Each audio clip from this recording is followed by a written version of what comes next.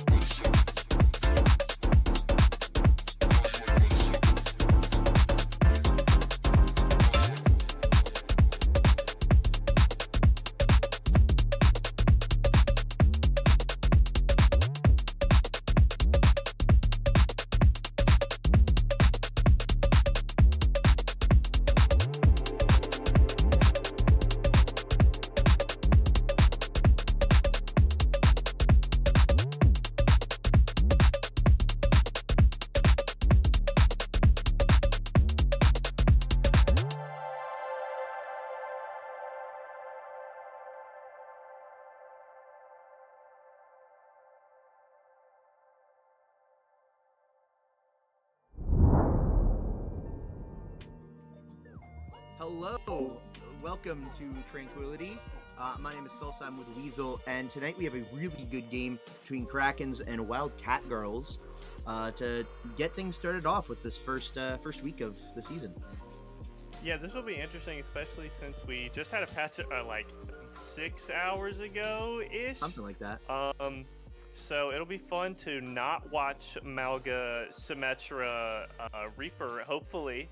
And I know first map's going to be Control. More than likely, I've heard Busan. So yeah, it looks like it's more than Busan. likely going to be seeing like some really fast-paced dive, because I think this is with Transcendence here, but it's around Master, like low GM, high Master. Yeah. So I would anticipate just seeing that Lucio, Kiriko, Tracer, fast-paced, dive comps will be really fun to watch, especially on a map like Busan where you can take so many different angles, and it's such an open map. It allows for a lot of creative dives with like the Doomfist or Winston with the Tracer and Echo is really fun to watch. Yeah, absolutely.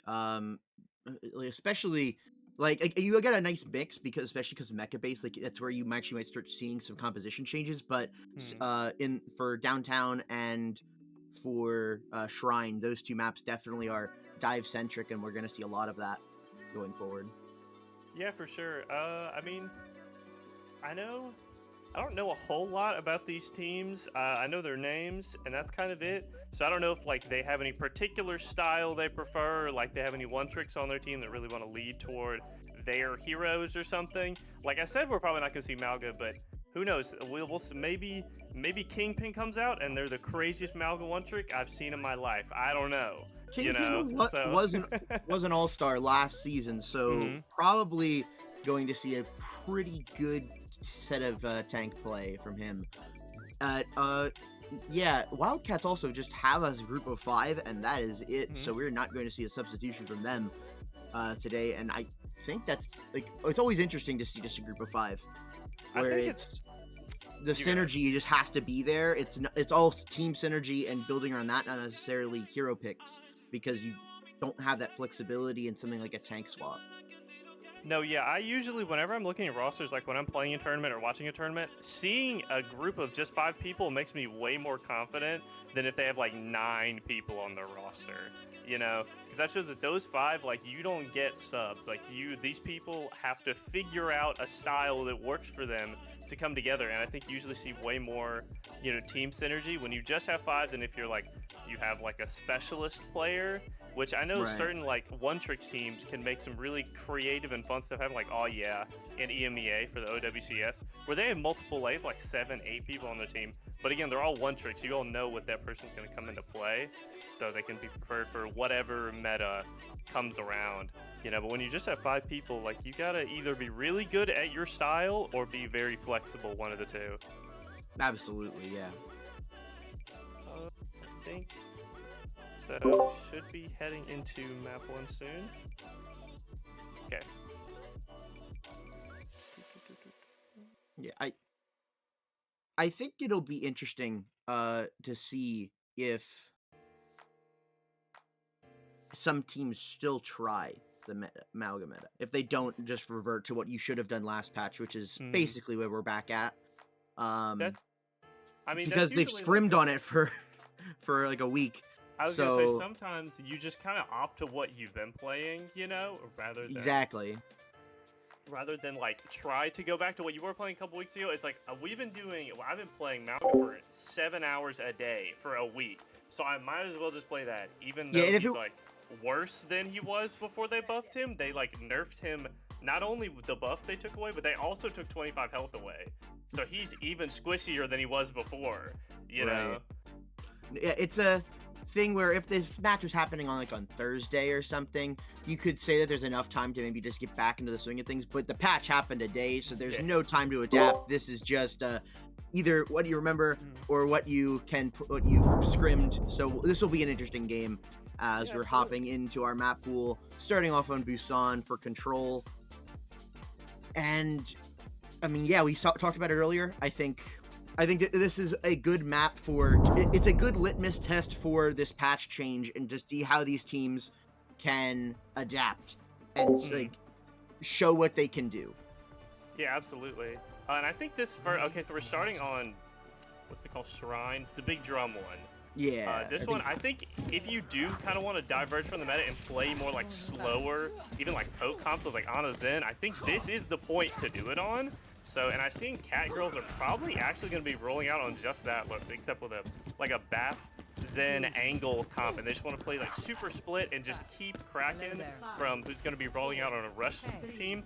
Stop them from getting on like their whole team. If they want to rush, they have to pick one person, and you still have 4 other people shooting at you.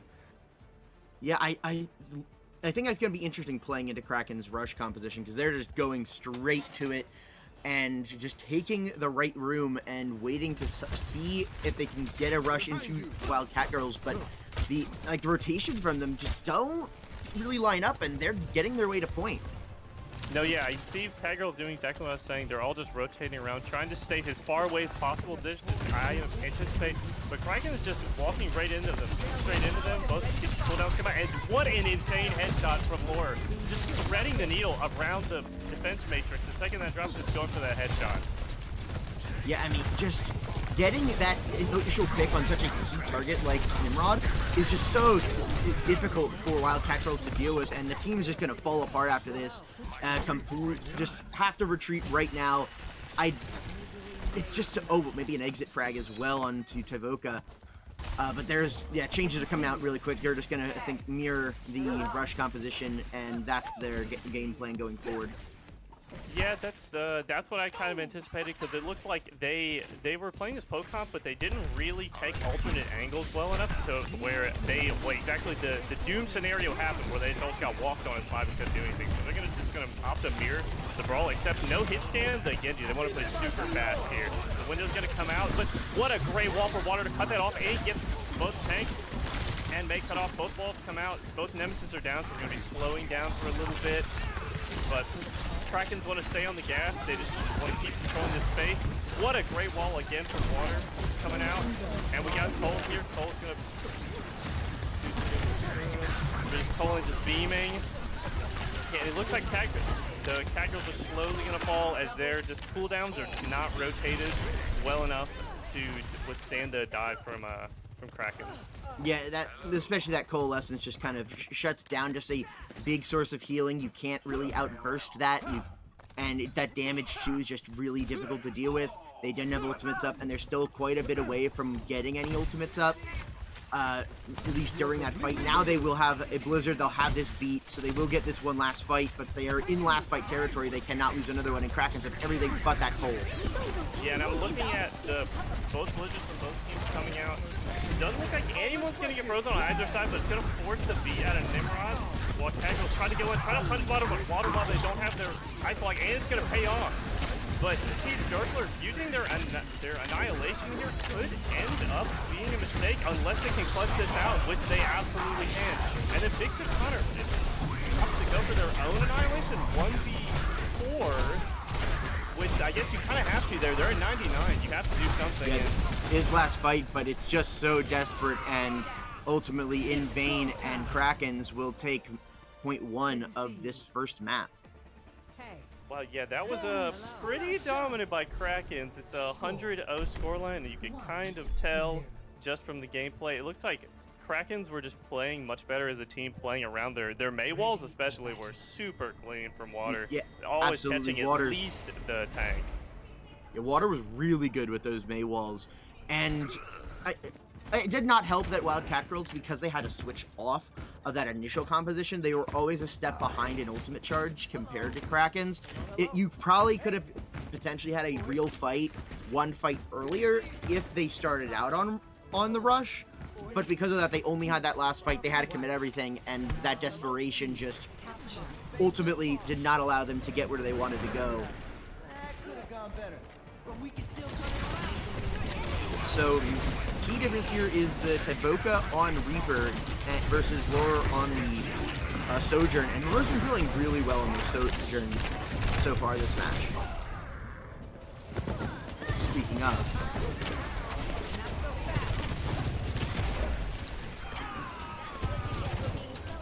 But, yeah, I mean, just Krakens are just running over Wild Catgirls. They're not even giving them room to breathe and get another very quick cap, nice fight win, and just keep the momentum going in this map.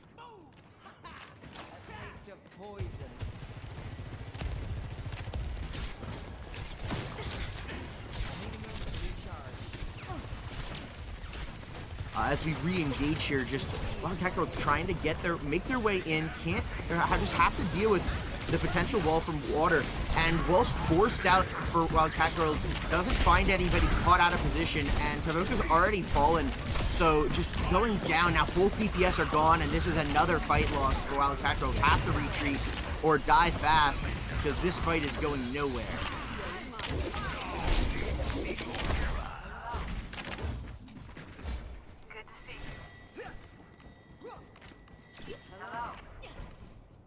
And now we see the Tavoka switch onto the Genji, and I mean, that's just trying to check Laura, I think, but it's a pretty unfortunate loss of ultimate charge in a fight that you're already slightly behind, and these Krakens can force out the ultimates quicker and just demand a response that Wild Catgirls don't quite have, and they're getting on their way. Blizzard used early, tries to get Medi, only finds one frozen, though, and Tomoka just caught out of position because of it. Yeah, and a nice slow coming out from Gurgler and not let him get out, and Lore's on the back end with the rail. As they keep walking in, it looks like, oh my gosh, this is going to be a brutal stagger for Catgirls on the side of Krakens. Yeah, I mean, this is just so difficult to deal with. Thankfully, you did not overcommit to that fight. You only used that coalescence, but just being so far behind in these ultimates is so difficult, and just being at 99 essentially. Again, you have to get a touch here. You cannot lose another fight. It forces out all your resources way too quick. Both annihilations forced, and Nimrod has to go touch the point to just force overtime. And like you said, both annihilations are out, buddy. It looks like Krakens are very slowly going to win it, and Nimrod defeats so late into the fight that it feels like it's all for naught at this point. Yeah, I mean, that beat really should have tried to come out to save that other mantra, but not in time, just having to keep point presence, and that'll be it. Wow. A quick 2-0 for Krakens, Clean. 200 to 0 overall. It's Dominant. A very, very clean map from Krakens. They played so solid and so together. It felt like Catgirls just could not take tempo back. The synergy between Water and Gurgler to like every time Water hit a big wall, Gurgler was there to follow up every time, you know, and they made so much space for Lore to just do work in the backline with those rails.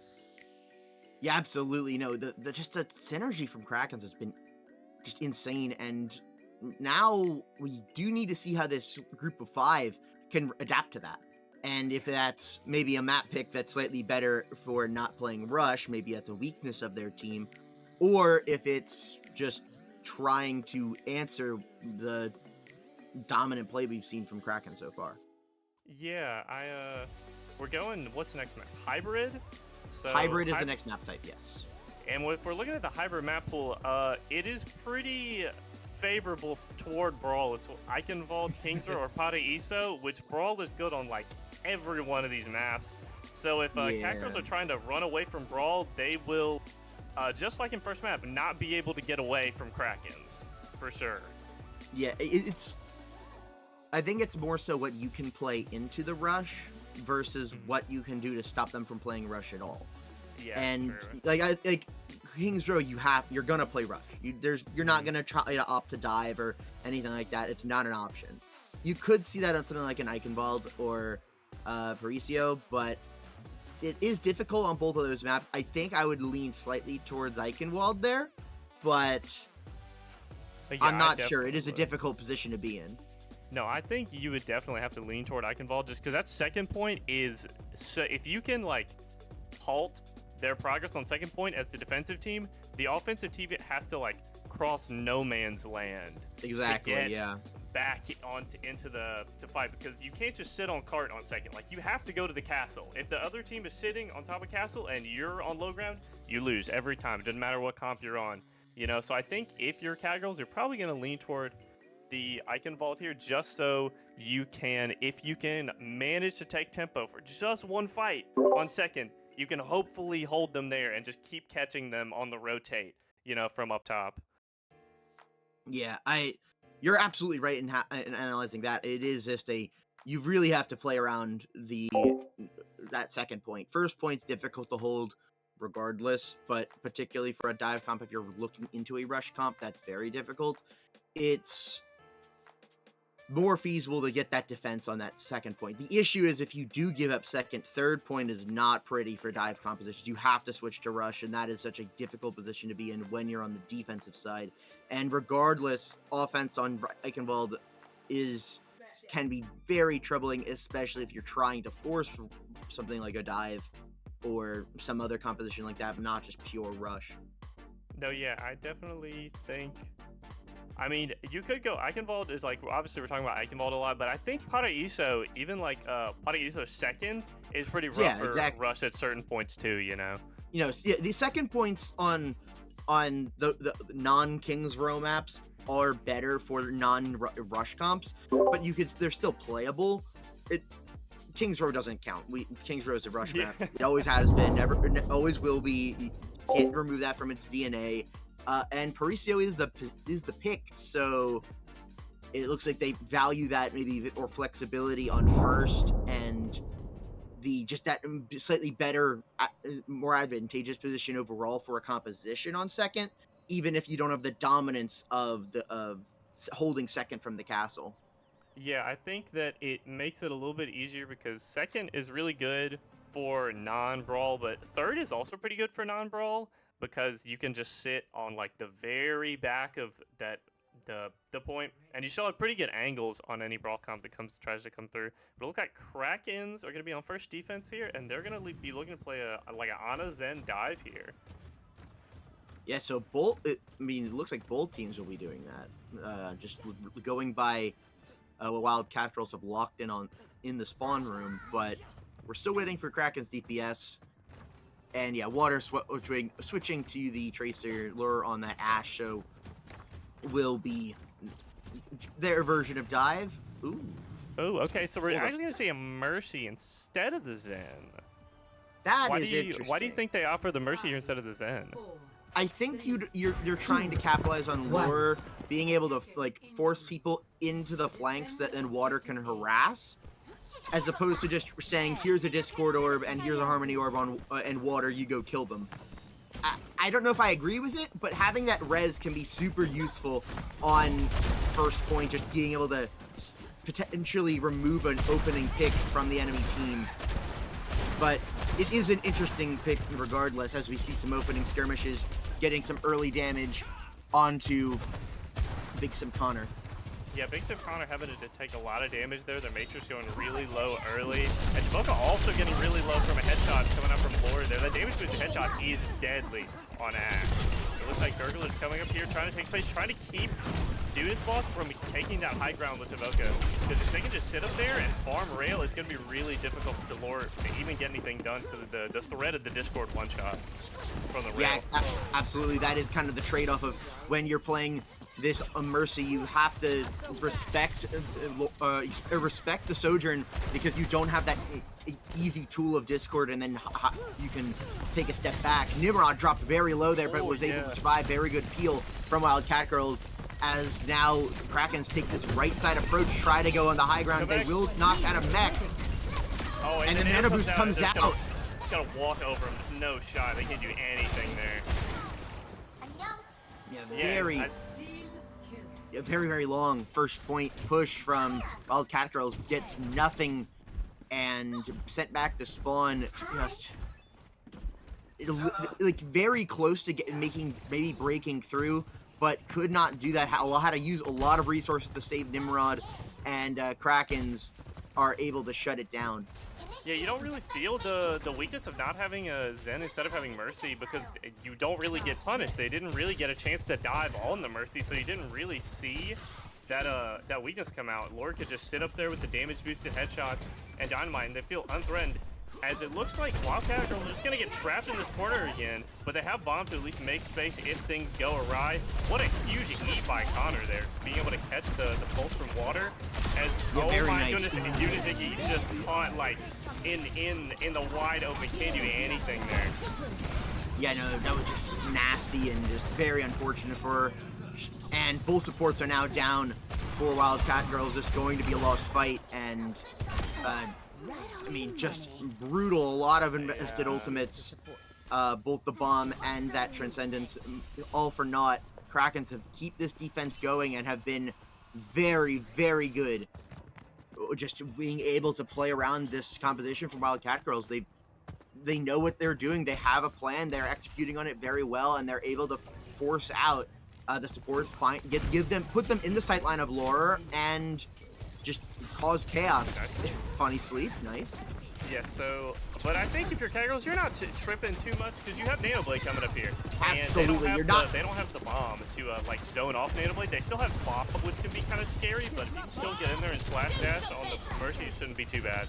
Well, now the Bob's committed early, so you could have waited out, but they're just gonna do it anyways. And yeah, Laura goes down, Trisky goes down, boom, you trade off your Zen, who cares? 3 kills for Tyvoka, and there we go, that'll be first cap. Finally, really nice, takes a long time, but it'll get it done. Yeah, they played patient. The Catgirls, they had faith in Tavoka. They knew the Nano Blade was coming eventually. As Gurgler is managing to come back here and touch. Wait, they actually might get a recontest here. I think Krakens can still win this. Hold up. Yeah, they do have a recontest. There's a shot, but Overclock is forced out essentially to make sure that there is not a recontest. They will cap. Overclock does not get really anything of value, but it gets that cap, which is good enough. I think if you're Catgirls, that hurts to lose your Overclock now. That really hurts. And your Genji just gets one tapped again by the Ash. Yeah, make no mistake, that is not a good trade of an ultimate, but it's better than losing the map, so you have to take that trade, even though it sucks. Yeah, you would think maybe we're on Route 66, because it looks like the Wild West out here. Lord, not missing a headshot, man. No, absolutely not. Just fantastic. Oh my! We're playing Valorant. This is crazy. Nimrod just can't show his head ever because it's just Where's my D-bot, dude? It's up on the high ground apparently, not helping the Zen. But now you have the big buff Connor, or big Sim Connor can play a little bit more aggressive because you know you have the Diva Bomb to come out, and the bomb's gonna come and be forced out, but Nimrod just left out to dry, but apparently is still playing pretty wet with the field from Uniziggy. That Nimrod got out of that is ridiculous. Water will find Tavoka though, so it is a 5v4 for Krakens. They force out this Kitsune rush, trying to find something, and Nimrod falls, so it does ultimately seems to be in vain. Late? The Kitsune rush comes so late into the fight, and it's on such an angle that you can't really use if you're Dudas Boss or Tavoka, because Lore's sitting on the high ground and can just like walk backward and then like into the stairwell behind them, and then all of a sudden your Kitsune rush isn't doing anything, you know? Like, like having to use a Kitsune rush so late in the fight as your tank's already pretty much dead on an angle you can't really use hurts pretty bad. No, it absolutely hurts, but using that Valkyrie also is going to hurt. That was a very, very late Valk. Really did not get anything except a way to fly up and down to res water. And now this Nimrod Trance could be that's the key support ultimate, keeping Wild Catgirls in this fight, but Lure can just chop heads off, and that can get around the just damage output of the healing output of the Trance. Blade committed quickly. Blade comes out, but they have the Transcendence to just tank through the Bob. Bob didn't get much done, but also Tavoka can't really walk forward with the Dragon Blade because he gets Coach Gun back, and then and the rest of the team just walks backward. As a huge stick comes out from water onto Nimrod. Nimrod is like, where is this? Someone help Nimrod, please, man. Where is my Matrix? I need the Matrix. Someone kill Coolmat, please. I cannot believe what's happening to my Zen right now. Yeah, I mean, just putting so much pressure on the support line, particularly Nimrod, has been just the amazing play from Kraken's DPS line, just not giving them a chance to breathe whatsoever. It's just so difficult to deal with, and it forces so many resources out of your diva. It says your tank cannot actually make space or protect anyone else. It's has to be on Zen babysitting duty, and that just the fact that is where you have to eventually go to is just so much pressure put onto the team because you're gimping what that tank can do. Yeah, I think it's also like kneecapping what your Zen can do. Like your Zen sitting on cart is never what you want to be doing as Zen. You want to be taking high ground so that you can put pressure out on their DPS and their tank by discording from high ground, and then Diva has to actually commit a cooldown onto you. Like she has to fly to you to the high ground to get the Zen, but when your Zen's sitting on cart, like your Zen is, you know, payload princess, they can't really do as much as if you have, you know, a more mobile character on the cart, and I think that really, really hurt Catgirls there. Absolutely. I mean, but it's also just difficult with the composition they were playing. Once they swapped off of the Ana, they didn't really have a great character just to sit on cart. And even then, that Ana's also a dive target, so it's just really difficult. And we're gonna see they're running the same composition on their defensive side. Krakens look to make an opening Widow shot, then switch off. They're going to be playing with his Doomfist, and so now Laura's on the Tracer. Water is playing the Echo, and this will be interesting to see what Water can do, because Water's been playing fantastic this entire match. Yeah, this is the scrap metal comp because the Kraken's playing, because this is just gonna destroy your Zen over and over. The 5-man dive, and Nimrod's dead immediately. You don't have a Zen. Your Zen is dead. You can't Matrix punch, as the Gurgler is just going to town on Catgirls.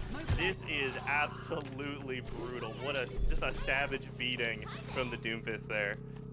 Yeah, I mean, one fight is all it takes, and it took the entire time bank for Catgirls to get first, and now they have to hold second, and like halfway through second for 5.5 minutes, which is just such a huge ass. Oh, let's go. Okay, they do help the Zen, but Water finds the pick in the process, so it does not matter. Maybe it's not. My Echo got they find Water? Death Snipe out of the air? Dude, this is good by Catgirls. They finally managed to get the momentum back. Yes, but that is a very unfortunate pick onto Unizigi.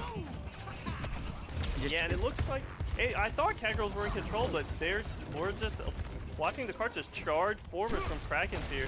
I guess because you're still having to wait on your Zen to get high ground here. You can't really. You're waiting on your Zen to get high ground, and you're all like, there's the spawns on this map are very fast, so Krakens can get back in this fight a lot faster than what Catgirls can do, and you already also are down your Sojourn now, so you're forced to retreat a little bit, but you don't have that much room on this cart to give up, so you are still forced to play around this cart. Bomb is forced out, and we'll find nothing except a bunch of space. Laura's Pulse Bomb also goes out, trying to snipe down the Diva, will not get it in time, though. Nice, yeah. So while Catgirl's managing to slow the game down enough with the Diva, everyone committed resources into the Diva from Kraken, and they didn't even manage to kill them. So that is the ideal scenario for Catgirls. Is you can just slow the game down enough to where Krakens can't just 5-man onto your Zen, and then I feel like you're feeling pretty good. Yeah, but I mean, you have so many resources all coming up at the same time. You have the Meteor Strike and this copy coming up just for helpful utility ultimates, and then you have this beat and this Kitsune Rush both to engage with, and it's just so difficult to deal with it.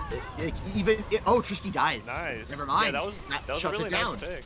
Yeah, they rushed there, and Trisky, it looks like everyone on Krakens, the second they saw the rush, they just backed up, but Trisky did not get the memo and was still on cart, so they just popped it.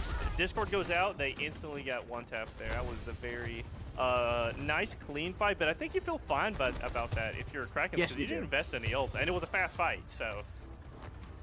Yeah, absolutely, and it did not force out any other of the support ultimates, which is just so key in a meta like this. You're playing on these ultimates. Here comes both of those utility ultimates. Meteor Strike comes out. Genji is played by Water.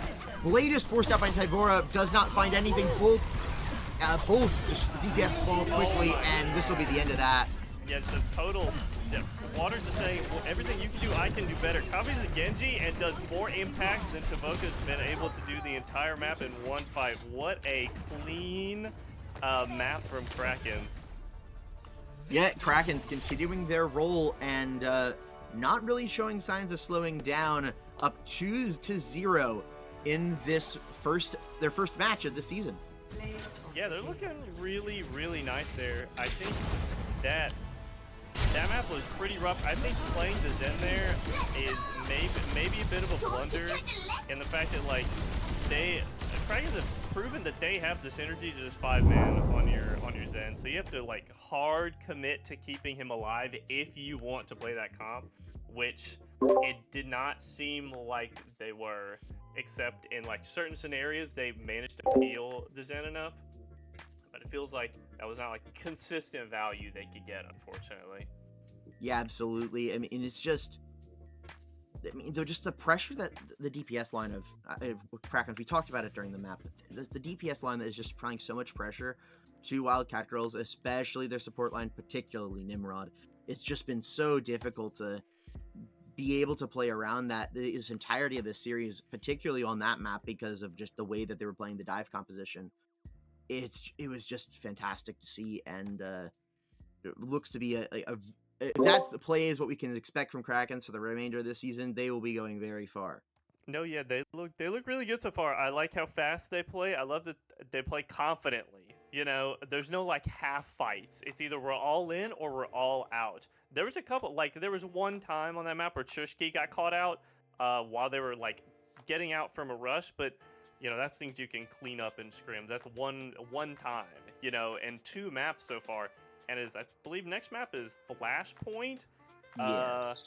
I don't imagine Krakens are going to be letting their foot off the gas on a map like Flashpoint. Absolutely not. And particularly also to that point on Trisky getting burst down, you already conceded the fight. Everyone else was leaving. Yeah. Like, that was the whole point. You said, Yeah. We don't need to be competing this fight. So somebody dying fast is the same as resetting and falling back. It Yeah, just it's maybe true. takes a slight bit longer and feeds some ultimate charge a little bit, but it's not that impactful ultimately in terms of what you were going to do. If this was at the beginning of an engagement and they were about to match their Kitsune rush, then it absolutely would have mattered, and that's something to call out. But just dying on point Yeah. is just kind of a chump check saying, are you going to let me cap and get some distance, or are you going to just burst me down because it doesn't make a difference? Yeah, it's a skill check. It's like you're checking the pulse of the enemy team that you've been stomping for Exactly. 2 maps in a row. You want to we're testing what we can get away with here. That's what I always say in ranked. It's like I'm limit testing, guys. I need to die a couple more times. It's fine. I've got it under control. It's not feeding if you are It's a getting strategy. information. I Exactly. thought about how I'm feeding, so it's okay. Yeah. Okay. Uh, So with Flashpoint coming up next, how do you think that Catgirls can manage to claw their way back on a mode as fast as Flashpoint? That is a tough one. I mean, they're showing flashes, which is the difficulty. It's not like, okay, they're just getting completely run over. There's nothing you can do. Because there is, but it just is. I mean, I think you just have to kind of focus on shutting down these DPS because they're just raining havoc on you. And the problem is to do that, you have to put in so many resources to make that happen that you're probably going just to lose by the tank running at you, and the supports just letting them into the back line, and they get to cause havoc instead. So it's difficult just to say, oh, shoot the DPS in the head and you win. But like, it's of more pressing concern because you are already getting rolled over by lore and water. You cannot let them continue to do that. Yeah, it's and we're going to be sending over it to a break now.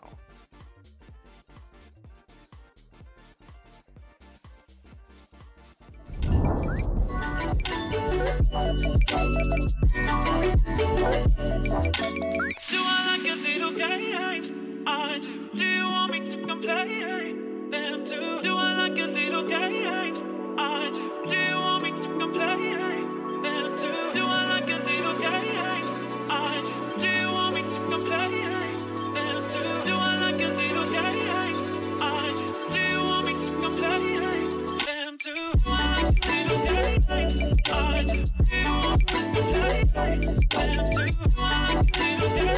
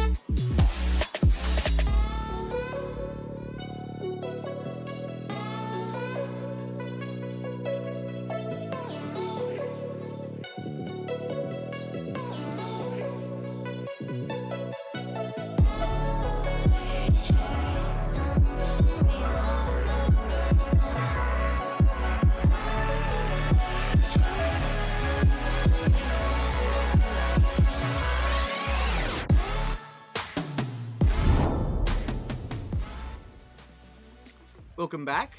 We were before the break. We were talking about how Wild Catgirls have to come back down 2-0 in this series. to against Krakens, and just the process that it takes for them to get this bounce back. They are going to be playing on Suravasa, I believe, for Flashpoint. And I think that's the right pick. If between the two maps, I'd say you can play. You're a bit more flexible on Suravasa over New Junk City. But, I mean, just Flashpoint as a map type does not play well into, like, changing compositions often, or really anything other than, like, kind of that rush style. Yeah, I think no matter the patch, no matter the meta, Lucio Rush will always be good on Flashpoint forever. Just because of these maps are so big that being able to get to the points faster and get more fights is like top priority here. As we see Catgirls roll out on a Queen composition now. Yeah, there's kind of the classic, old school kind of rush style here. And Krakens, okay, Wild Catgirls, Trisky's already dead. Yeah, what a nasty, I assume a knife by Connor to pull him in. And the Shao comes out and doesn't get a whole lot of value, but at least keeps the fight slow enough to where Nimrod can get a kill onto Acid. It looks like that's going to be a reset coming out from Krakens. Nimrod was just like, I'm not getting peeled for my team, I'll peel for myself, I will get all the kills. And yeah, Wild Catgirls get a cap and get things rolling with a couple of early picks onto the supports. And I mean, they just want to kind of keep this momentum going. It's interesting to see how Krakens are playing this defense composition, because I don't know how well it like works out on paper, but they seem confident in it because of what they've done earlier in this series, so it definitely can work out. Yeah, nice late shout from Connor there, right as they get the cooldowns out from Doofus, so they can just walk over them. Looks like Tabaka going for an angle, but Gurgler hits a huge punch on a Dudas boss. Nimrod is thirsty, getting those trade outs. But Water down, no cooldowns, 1 health. Water living on 1 health to be able to get away. Tabaka not being able to hit the shurikens on the Echo mid-air. It looks like Krakens are going to be winning that fight. They will win the fight. They do get 77% for it, but it does take just so much effort. After you get a couple of really nice opening picks onto Acid and Gurgler, it still ultimately does not matter. And Catgirls don't, I mean, the issue is just, the way Flashpoint works is usually for most of the first point, you're not getting ultimates other than maybe this, like, something like a Tracer ultimate. So Laura's there, and we're going to see a little bit coming out from, oh, that was an unfortunate fade. Yeah, that is a, that was very sad to see Taboka. Didn't get stuck and still had to pay the price. But Judas Boss managed to get a straight kill onto Laura as Gurgler flies into the sky like a hawk, searching for their victim to come down on. Picks the Lucio. It doesn't manage to get the one shot, but oh my gosh, and what a huge punch. The Coalescence comes out too late to be able to help, and Gurgler hits a huge charge punch onto their backline, and it looks like that's going to be Krakens cleaning this fight up. Yeah, you trade one ultimate for another, and this B has to get used quickly because this is last fight on this point. Acid dies first, so that's the first support going in this fight, but it gets traded off pretty quickly, and now Nimrod cannot find the kill, or does find the kill on Delora, but dies himself, and that means you still have to have someone on the point. It is just Connor, and maybe Taboka gets there in time. This blade could come out, but waiting for this beat to go away. Taboka low, cannot get that blade off in time. And while the flip comes through, I don't think it'll do anything. This should be Kraken's point. Wow, what an absolute slugfest on the first map. As it looks like Krakens are investing the rush, because the rest of the Catgirls managed to touch just in time and enough to force rush, and not having rush on the next point is going to be really, really tough. Having the rush there feels pretty bad. But then Dudas Boss believes in the 1v5 clutch gene and pops the overclock. Yeah, I mean, you do also have Uniziggy there, but oh, and the Blade Scout too? Hold on! This could turn around! Wait a minute! Oh my god, what a good punch from Gurgler. Oh my, dude, there are no rules. We're playing like, this is, in Valorant, in Brazilian Valorant, there's a term called jail Valorant, where there's no rules, the guards are gone, we're just fighting the whole time. And I think we're watching the Overwatch equivalent of jail Valorant. This is Yeah. jail Overwatch right now. Yeah, we're just playing deathmatch. Just go in, feed, just get some kills, maybe hope for the best. And going in to already dead. Both the BPS, in fact, already gone. But Gurgler Falls, it could be an opening. Unfortunately, DPS just from Krakens are doing too much, finding all the key picks, and this will be a lost fight for Catgirls. Yeah, this is a brutal stagger on the Connor. Oh my gosh, losing your tank so late. That's like a good 25% Krakens get pretty much for free now. Exactly, a 25% minimum. It's just so difficult when you get that stagger. Like, just the way they aggress is a bit too overzealous, I guess. It's just so difficult, and now we see just a fight where Krakens have a big advantage in just all their ultimates and just their position, but Water falls early. Yeah, that's a really crucial one shot to get, because Water had copy there. Watching the copy on here is not an option anymore. And but Gurgler still believes he goes for the empowered punch onto the Queen, but doesn't manage to get anything. But Lauren with a huge pulse onto 2. This is maybe winnable? Maybe? It should be winnable. This should be a one fight, but it is just Lore there, and needed to try to find Uniziggy, could not get the job done, and just the damage out from both of them will be enough to flip. Copy is invested very quickly and just forces everyone off the point. No, yeah, Water has both supports at their back. They believe in this fight, and they had a reason to believe. God does exist. They managed to get a nice fight there, get it flipped, but it looks like the Catgirls are still going for this fight. I mean, they have to. It's last fight. Yeah, and it looks like it's not going to be able to pay off for Catgirls. This, you know, I want to give some kind of analysis, but I'm not sure if there is one other than just like skill difference. This is an absolute death match. Absolute. I mean, yeah, you're not wrong at this point. Just Krakens are able to just outplay Catgirls on all levels at this point. And unfortunately, also Dudas uses that overclock, so you won't have that in this fight. Just immediately died with it. Wow. And Gurgler falls, but I mean, you still will have enough time to potentially get a contest. You're not giving a whole lot, and you still have 2 points to play on before you even have to consider and like worry about anything. So Krakens have all the time in the world to play with and just find that one fight or two that lets them win this map. Yeah, I'm looking at, it looks like if Catgirls are wanting to win a fight, they're probably not going to be for a while, as it looks like Krakens are going to mirror the Queen, but they have double support ult here. So even if Connor goes for this Rampage, Trisky will be able to beat it. And it doesn't even look like they even need to. Connor managed to be able to take down Gurgly there, but Lore, of course, still getting a pick, but looks like it is too little too late. Yeah, uses a bunch of ultimates, but Krakens still fall in the end, so Catgirls do get a nice defense, and they don't have to use anything for it, notably. They do get to hang on to both of their support ultimates. They get to keep this Rampage, and they have this EMP as well, so a lot of tools to use, and 65% and counting. Just actually a fight, like a fight that they can win, a point they can win, get this back and get this reverse sweep on this map, and get a reverse sweep in this series potentially, but it's a long way to get to there. Yeah, it's definitely going to be a very hard road, as it looks like wow, what an amazing combo coming out with the EMP Carnage, but it looks like Trixie's going to be able to have the beat to counter both ultimates in one go, as Water be able to take out the tank, and it looks like that's going to force the beat out from Nimrod, as this game is looking really... This fight could go either way, and it looks like Water wants to secure it in the way of Krakens with a nice dupe coming out, but it looks like they can't, it's just too much. The team play from, like, Catgirls are really they are really making a name for themselves here, and they're making this look a lot closer than we expected it to be.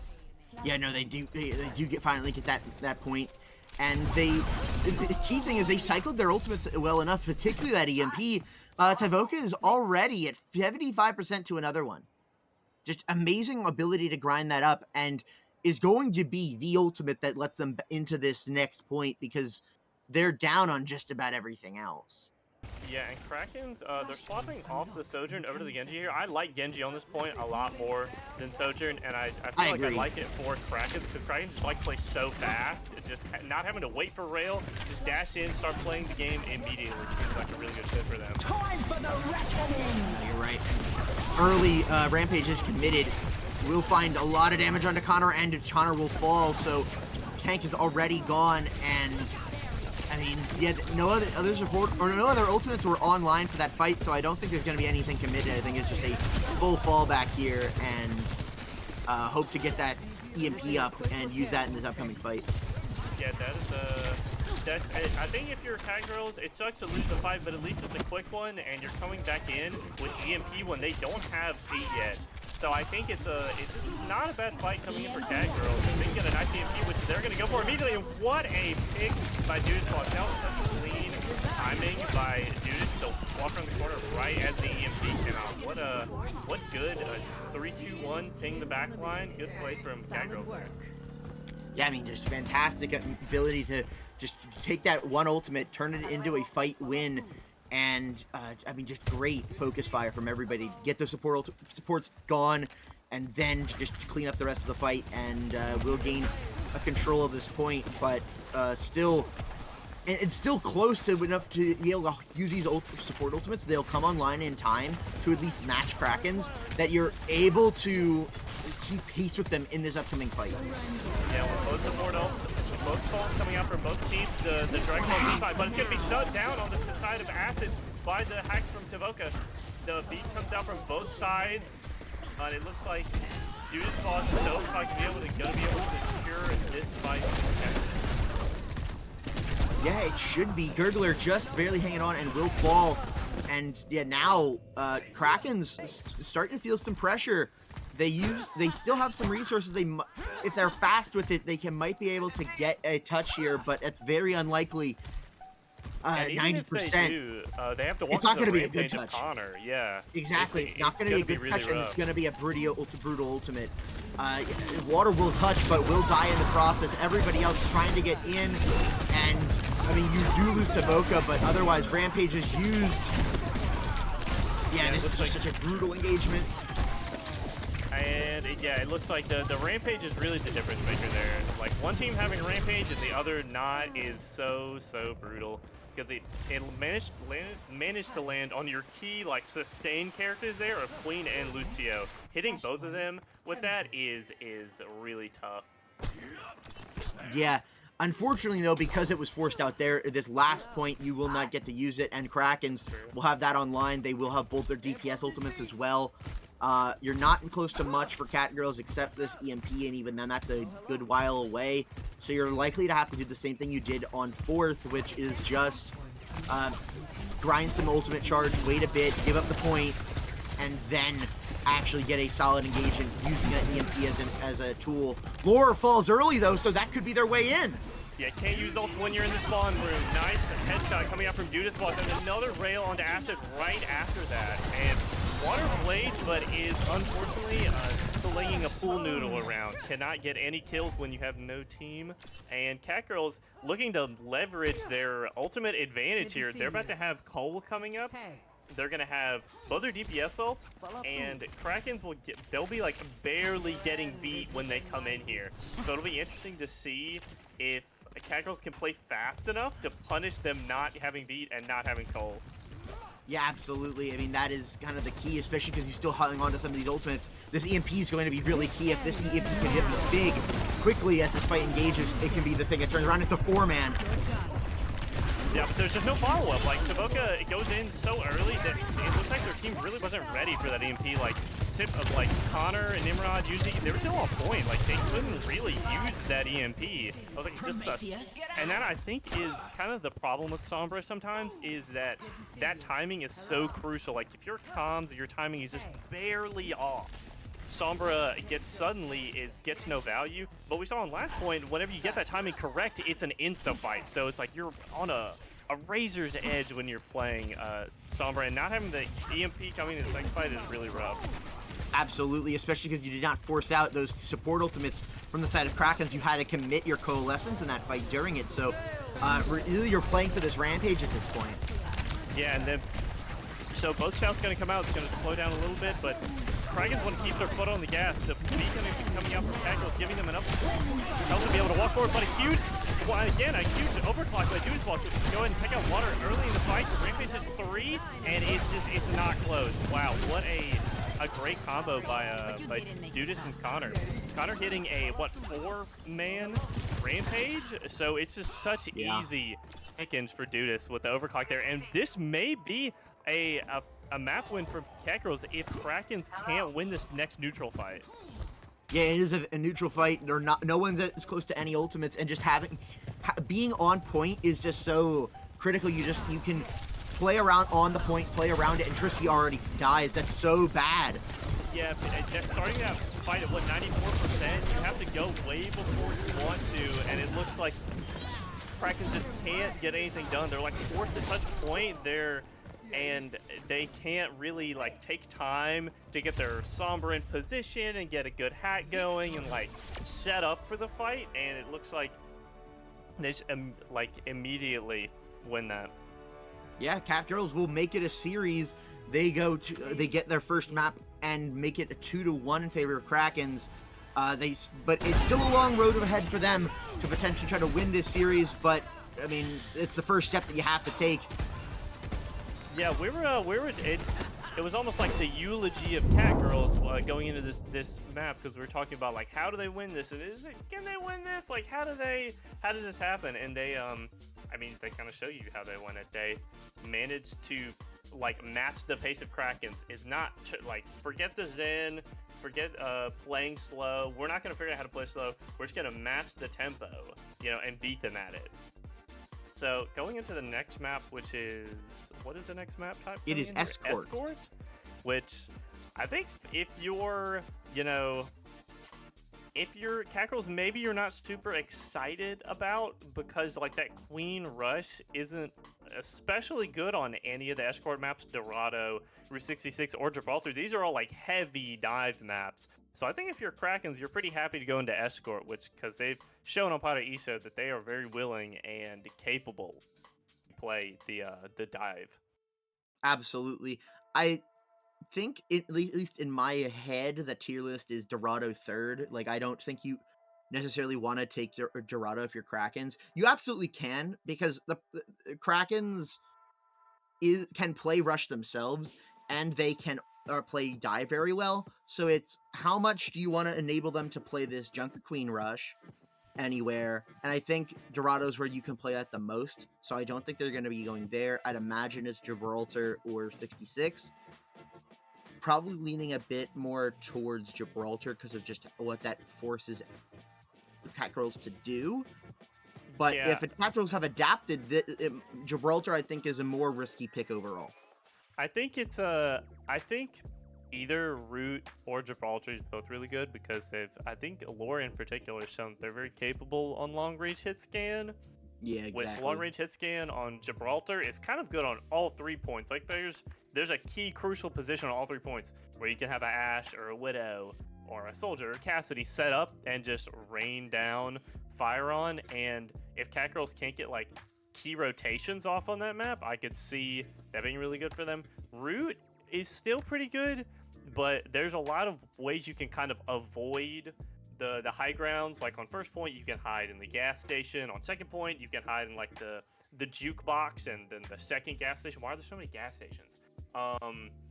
And then on third, it's all very tight again. So I think you'd probably be leaning toward Gibraltar here, but we've been surprised before on second map, so it'll be interesting to see what they go with. Yeah, you're right. I mean, on first point, when you're in the stretch of just starting out the map, that's when Widow on defense can be very good for Krakens. But yeah, you're right. Widow can be played everywhere. Really any long range hit scan is just so good on like all points of Gibraltar. And if that's their plan, that's the way they think they can get through, then Gibraltar has to be the pick. Yeah, and I do have confirmation here that Gibraltar is the next map pick. So that makes sense if you're Krakens. I imagine they'll probably just be sticking Laura on Ashe and calling it a day. You know, it worked on Pirate ESO, and this map's way more open than Pirate ESO. Pirate ESO is much less hit scan friendly than Gibraltar is. You know.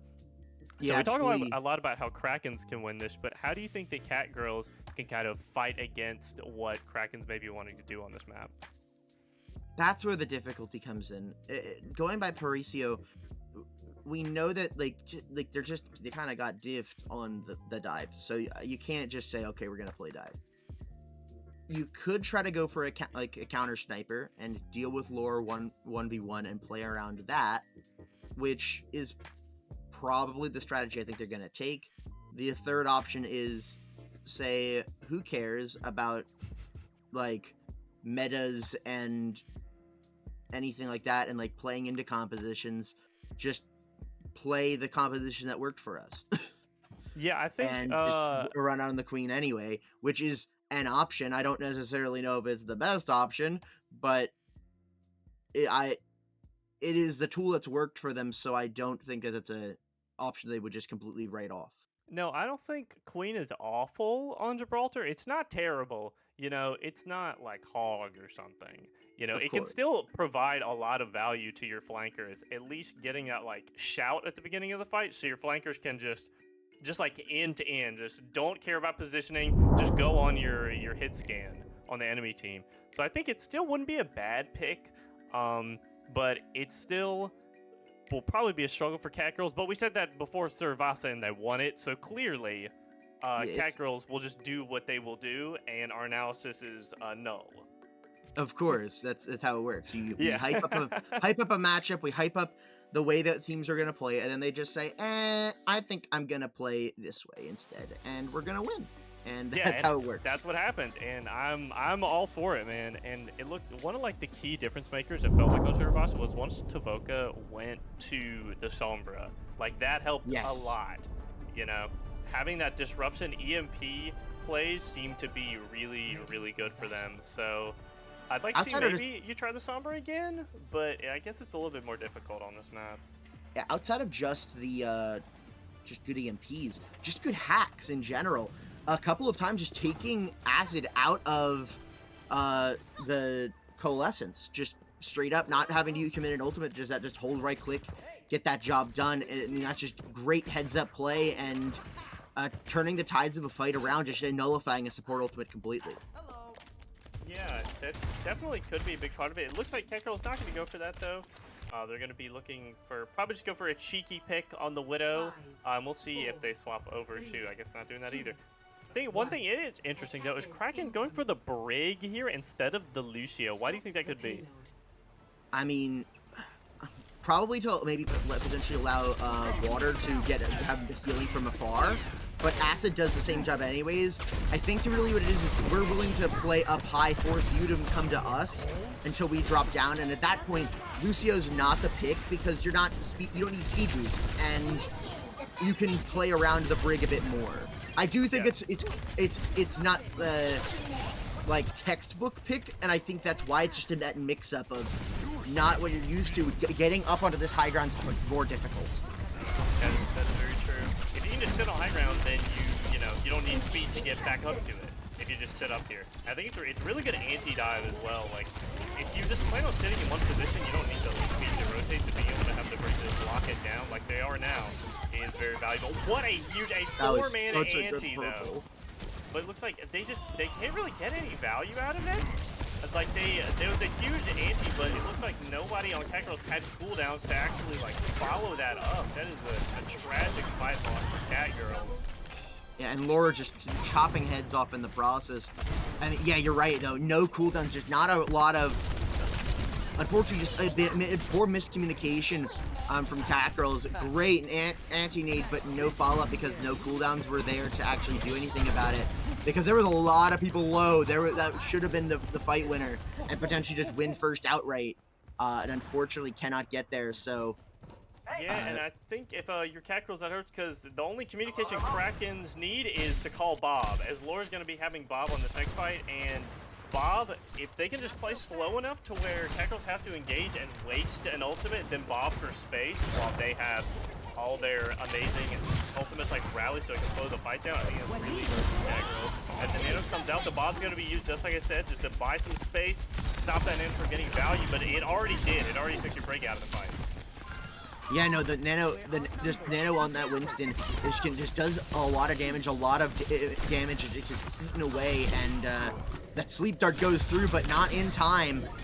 And that pulse bomb will find one though, so potentially a turnaround. But water just gets burst down immediately, so no chance. Gurgler's gonna have to just die on point, and really get staggered for a good while here, just hoping to stall this point out. Uses bomb. Yeah, that is, I think, just hoping Catgirls just won't shoot them. Maybe that's like a what-if ranked play that the Gurgler went for, and to a degree, I respect it. And yeah, I mean, Nando's gonna come out onto your break with the rally. Rally's just gonna be able to push forward on trying to lock down this point, so the Catgirls can't push the lead that they have. But dude is trying to push it anyway with the overclock, as someone else is getting pushed around into your brig by the Winston, just beating them. Not being able to do anything with the Sojourn and Ana just set up in the server room, and they can get free heals and free damage onto the point. Very, very good fight by Catgirls. Yeah, and Catgirls will get first. Laura set up to potentially get a hold for second, but nobody else there, so has to be some really good shots, and Catgirls will just keep the heads away from the door for a good little bit there. Not allowing them just to get executed like that. Yeah, Catgirls have been good at making enough chaos to allow themselves to get a fight win, even if Krakens have been playing very well together. Once they are breaking down that communication and that just the way how together they're playing, it's paying off. And now this Nanoblade comes out, won't actually find any kills, but will find enough separation from everybody else to get enough to win the fight. So Cart still keeps moving and is almost to the checkpoint for second. Yeah, that was a really good Nanoblade. Not because, like, I think Blade now, after the Season 9 patch, it's less of a, like, assassination ability, more of like a DPS. You know, like, it takes enough resources and does enough damage that it gives you a fight advantage. Yeah. No, I would agree, and Gurgler dies on point. Both the instants just completely got deleted from the game. And, I mean, it's just a neutral fight otherwise because of just no other ultimates except for this pulse bomb, and I don't think you commit it yet. And, I mean, it's just a Genji and his Tracer, and that's about it. But faster respawns for Krakens means that Krakens will be able to hold on this fight. Yeah, the trading there as Lori, the swap onto the Cassie is really nice. It, like, destroys 3 of the characters on Catgirls. Actually, 4. 4 characters are just, they have a death sentence. They get hit by the Hinder grenade from Cassie. Yeah, I really like that swap coming out here. It's the disadvantage of having so many squishies, and also just when you're playing Winston, you don't have as good of tools to peel because you only have one bubble, and that's it. So if you've used it already, that hindering grenade can just be so brutal for anybody who gets caught by it. Yeah, Laura on a pretty aggressive, looking for a pretty aggressive angle. Opting to back off, but they're already getting dove on, but all that extra HP managing to come through as Connor, like, it feels like, again, just goes a little early before their team can actually support them on that angle. Yeah, I mean, yeah, he's been very, very aggressive. And I think part of that was to try to build Primal and then maybe use that, but not quite there in time. That's true. And, I mean, now, I mean, Laura just gets such a nice angle on the doors to try to just do a bunch of early damage to Catgirls, force out any cooldowns potentially. And, I mean, they still don't have a clean entry into this, into the card area, but that's all, but that's just because Krakens are holding this doorway very well, trying to sleep on the top of the ship, will not find that. As the dive comes in, Judas drops down to low ground, and it's just getting hard dove by Gurgler, and the Primal is forced out because of the damage is raw being dumped there. Connor falls, and now, I mean, playing on this cart, it's so difficult, and I think Krakens will get the damage done, and that should be enough to win this fight and end the offensive side for Catgirls.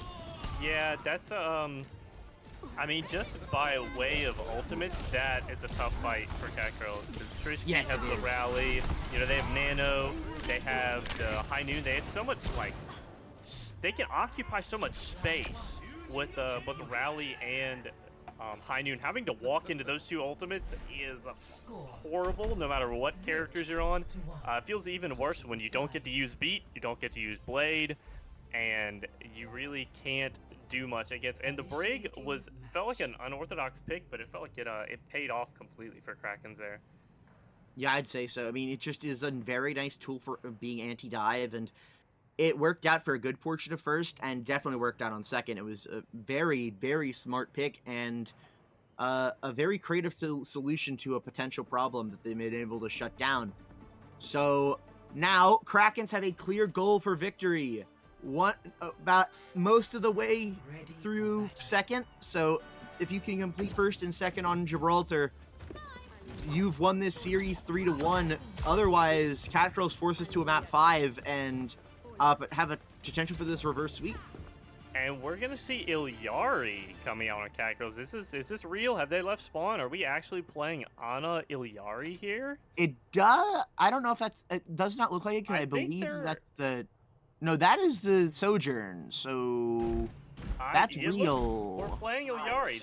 This is where we're at right now. I love Ilyari. Ilyari BAP. Okay, so they're playing like a hard, they're playing a Valorant comp. They want to play on split angles, and they want to just play anti-dive with the D.Va, it looks like.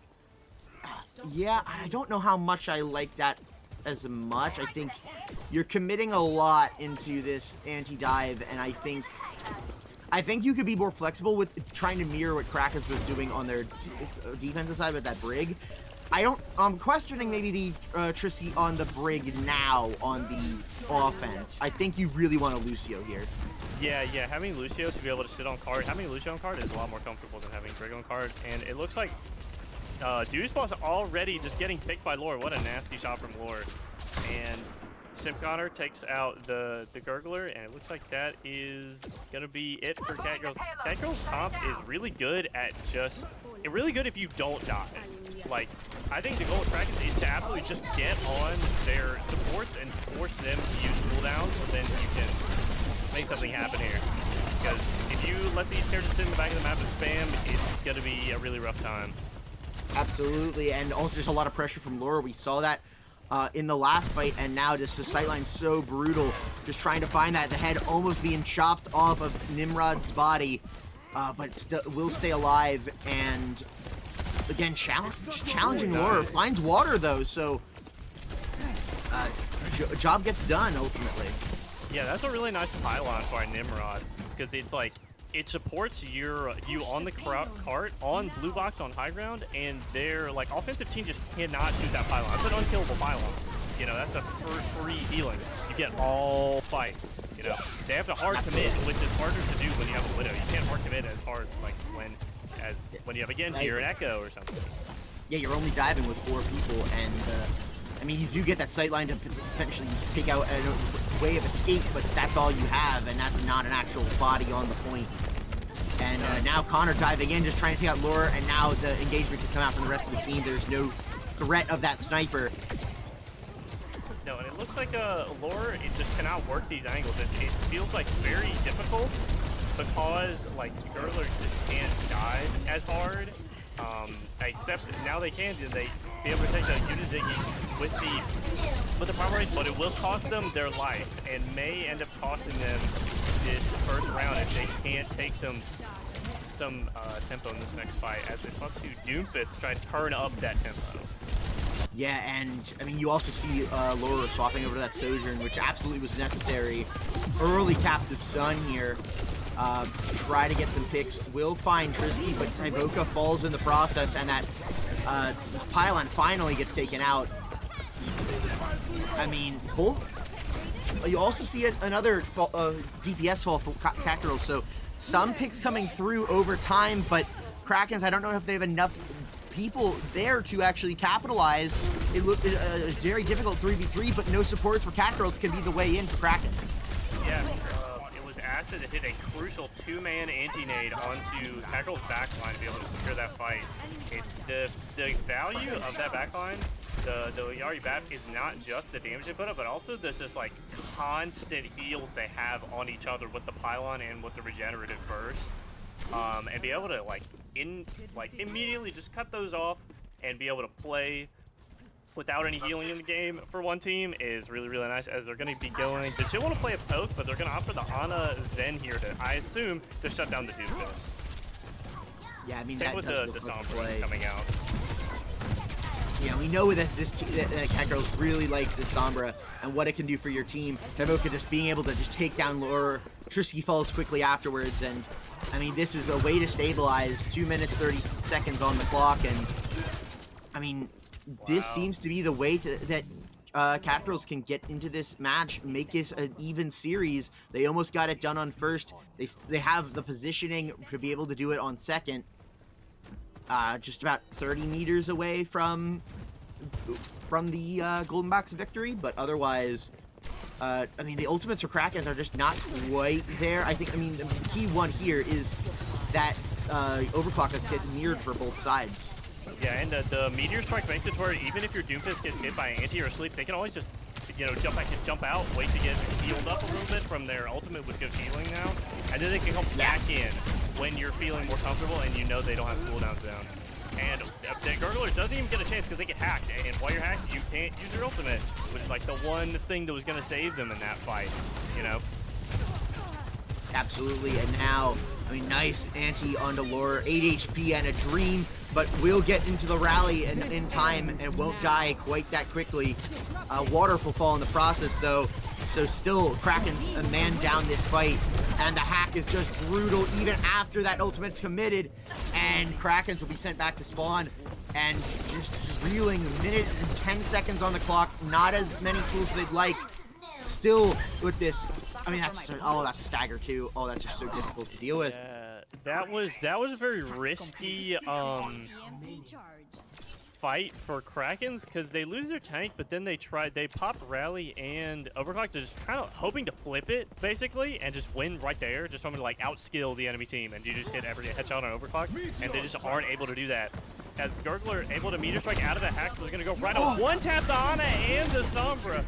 They can't counter you when they are on a gray screen. What a great meteor strike for Gurgler. Yeah, and now it's just kind of waiting, hopefully that you can get the Sombra back in time, get the CMP, and do something with it, but this bomb has to do something. The bomb is just going to try to save their lives. Connor still gets taken down, and now, and the EMP doesn't find anything because of the pulse bomb. And that'll be it. And Krakens win the game 3-1. Yep. Gurgler getting the game-winning play there, just hitting the meteor strike, one-tapping 2 of his biggest counters on the enemy team, as they just get to essentially just walk over them there.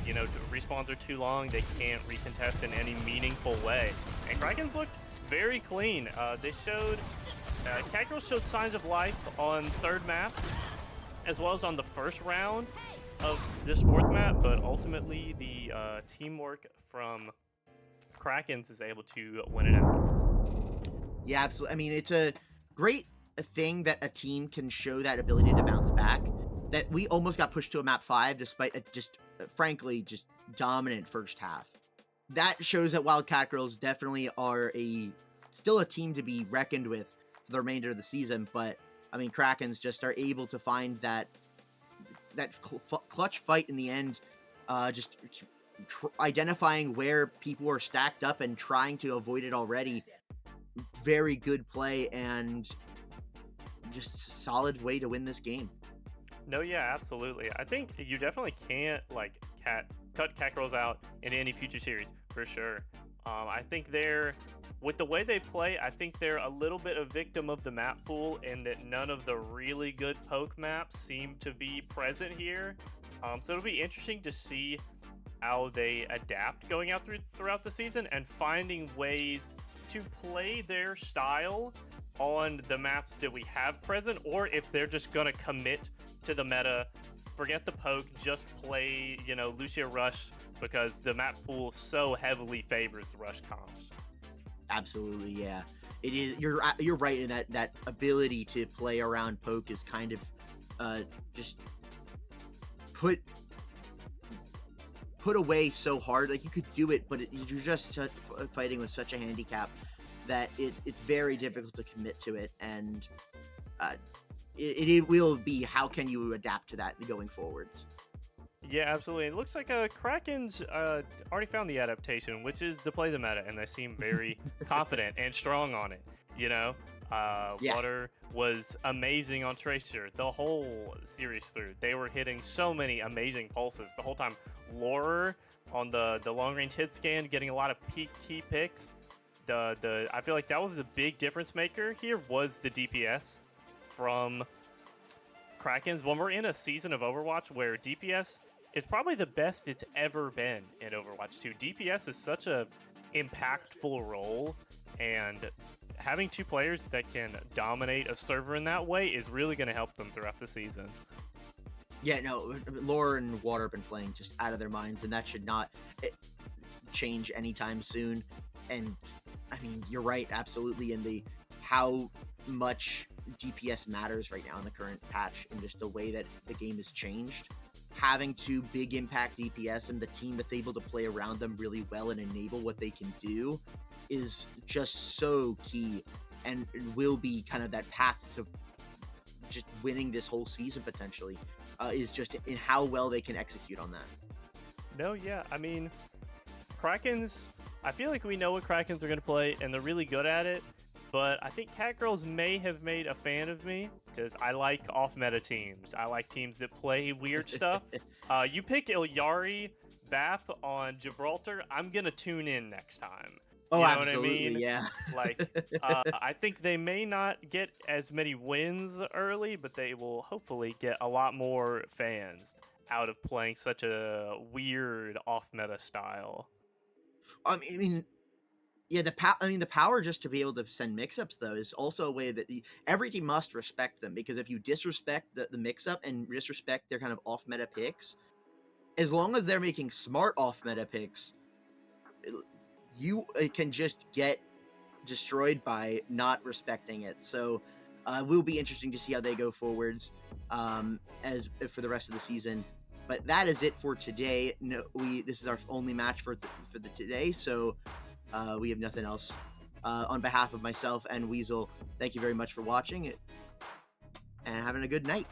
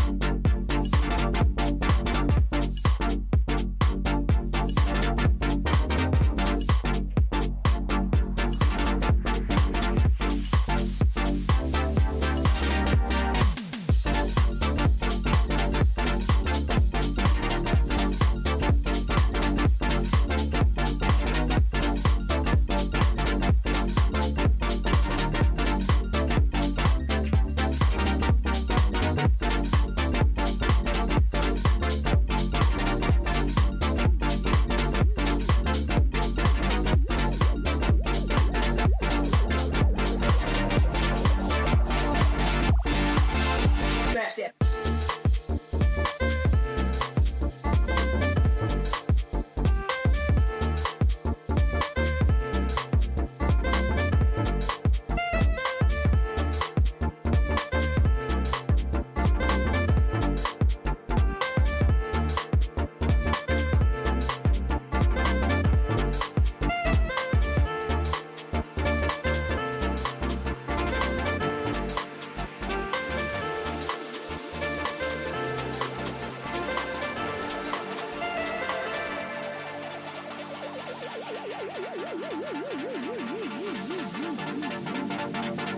Smash that.